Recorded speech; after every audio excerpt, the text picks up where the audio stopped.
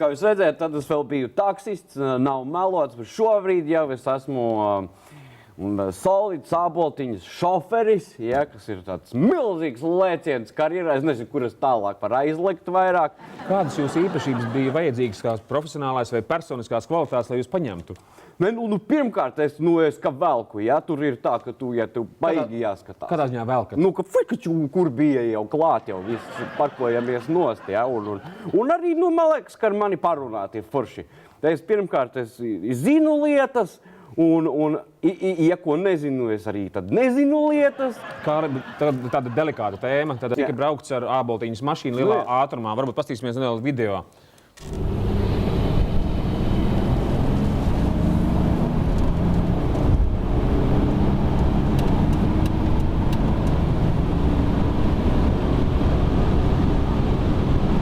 Un jautājums, vai jūs bijāt tas, kas bija pie stūres?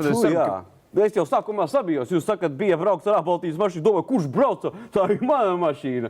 Kāpēc jūs viņu par āboltiņas mašīnu saucat? Es braucu. Kas tur ir? Ir runa par to, ka tur ir 150 km/h tā runā šobrīd, un par to, ka pat drošība policija neķerās klāt tam, ka jūs tik ātri braucāt. Kur ātri? Es jau tur metu lejā. Tur jau gāja līkums. Es bremzēju. Ko jūs domājat? Bet tas ir pārkāpts likums. Tas tiešām ir būtiski. Nav pārkāpts. Nav. Tas operatīvais. Tur uz jumta tvītvā, gaismas un visi, ka malā.